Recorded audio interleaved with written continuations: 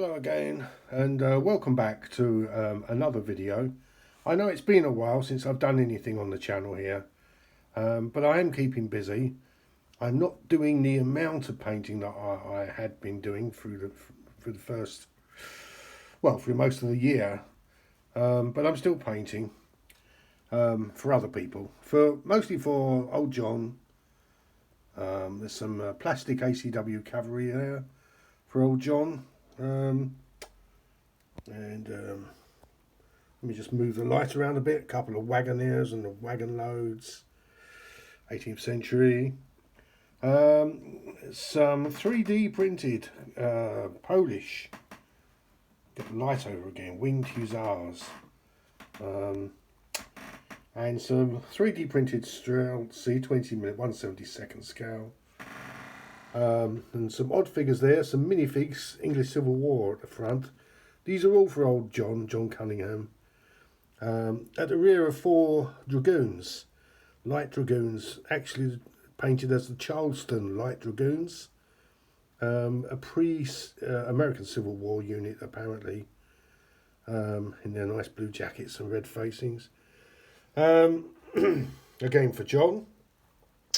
If I just switch the light over the back here, you can see this is the last elements of that's the last elements of the American Civil War epic scale project for Noel. Some last cavalry units, some skirmish bases, and these are for John for Noel again, who also has on the side a Fire and Fury project, which he's basing just single bases of 3 figures. He took over. I started it, and Noel took it over because I lost interest, as I do. So we're finishing up here really with a couple of Zouave bait units. So I've had to cut down the epic strips into 3s. Touch up, patch up where necessary, and paint. And they've actually turned out rather well. And these will be each based on little bases, just the 3 figures per base, to make up units for Fire and Fury. I'm quite happy to do that. I certainly don't charge extra for that. Not Noel, because he's such a great regular customer. Right, and the other thing we're doing is starting on Noel. Speaking of Noel, sticking with Noel, this is the Wars of the Roses 15mm project. Just started this week. This is a unit of Household, Bill and Bo. 2 bases of Billmen, 6 per base. 4 bases of Archers, 4 per base. And that's some more that I'm working on there. I always black undercoat everything. I'm a traditionalist like that. I just wish I could get the hang of doing white or grey undercoat and contrast, but I can't. Not yet, anyway. Maybe I will. As I mentioned, these are American Civil War classic. Some of those. There's some Airfix in there, and I think there's some Revel. Nice figures. Again, you know, if John is a collector of 20mm, as anybody who follows the channel here will know, I do loads of stuff for Noel. I do loads of stuff for Noel, and I do tons of stuff for John. And what I wanted to talk about here was John has just moved into buying printed 3D resin. These are called the Polish Winged Hussars. Going into a collection. These are in 20mm scale. Printed by 3D printed value. I'll just try and get that into some sort of. I think this is via eBay. And they are really, really nice figures. I'm just going to try and pick one up and show you. The detailing in the feathers is really, really nice. And they're quite robust little figures, really surprisingly so. I think 3D printing and model soldiers has come such a long way now. You know. And they come supplied with those chunky bases. So you just glue them onto the bases, texture the bases. And there's some Russian Streltsy infantry, of which I've painted many hundreds 20mm for John. These are the first time he's bought some resins, and they are very nice. I can't seem to do them justice here with this. I don't know what's wrong with this today, but they are very nice. So they're going into John's collection. And that's about where we are at the moment.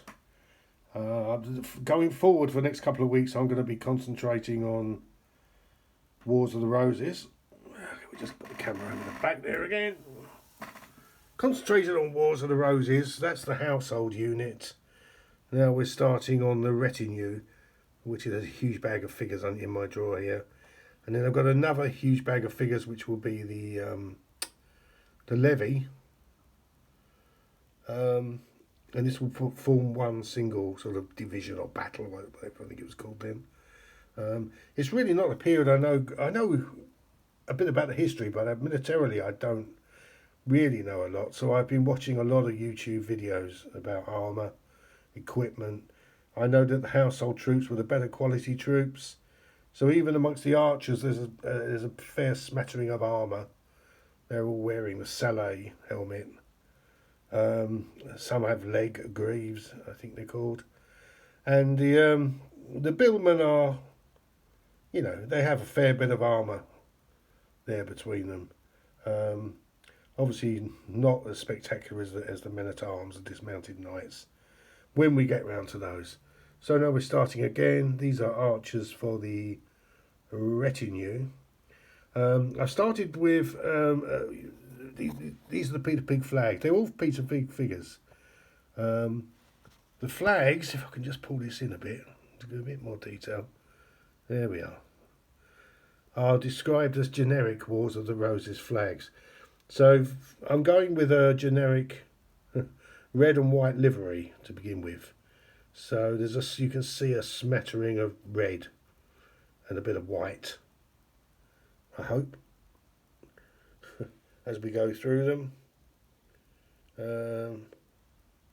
Chainmail, bit of armour. Yeah, so that's where I'm starting, with a red and white basic sort of generic. The flag's also by Peter Pig livery. I'm quite pleased with them, and I've just sent a few photos over to Noel, and I hope Noel's going to be pleased with them. The bases, I've used the usual Vallejo earth texture, and as a change from the static grass, I have suggested that we go have a try of the Jarvis fine turf texture. I like the way that looks on the bases, and as you can see, possibly, I have just very lightly tried to brush a bit of early morning frost onto the earth. It is England, after all.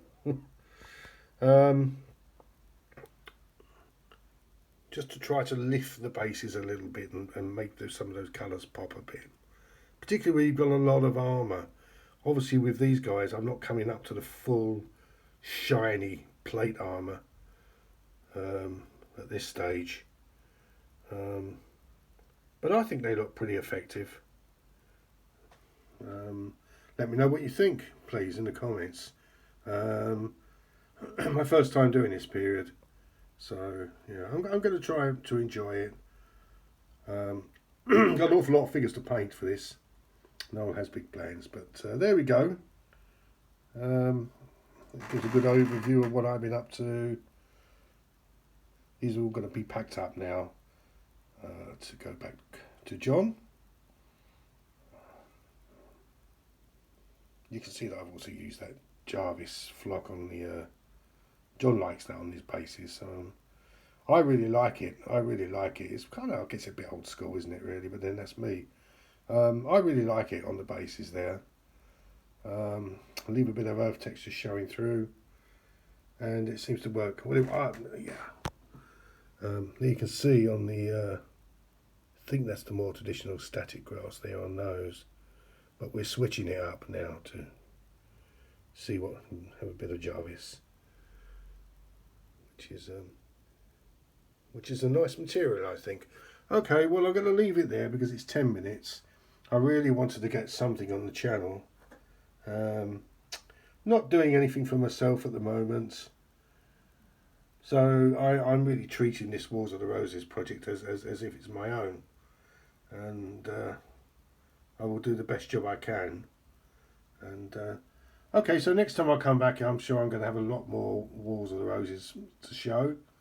A lot of these guys, these are Wagoneers, and I'm not sure who makes those 20mm wagon drivers, and 2 loads for his wagons. Yep, that's about it. I won't go any further. This is the company that made the 3D printing. I'll leave it there. I hope you can see it. I'm just trying to block the light a bit. Let me just get it there and you can see it. There's an eBay shop there. As I say, these were supplied by John. I can't recommend them, or I can't, you know, sorry to keep it wobbling around there. All I can do is show you who made these lovely figures, who printed these lovely figures. Because I know sometimes we haven't all got 3D printers. So it's nice to know that there is somebody out there printing to order. And I know that John's very happy with them. And I have to say they were very nice to paint, took the undercoat really well. And great detailing, particularly in those wings. Good faces, great detailing in the feathers and the frames. And nice horses, nicely proportioned horses and men. Right, I'm going to stop it there because I'm up to 12 minutes now. But thanks to anyone who does follow along here. And I'd love your comment, ask me when I was going to make another video. So I won't want the channel to fall away. I'm going to keep painting, and we'll just see where it takes us.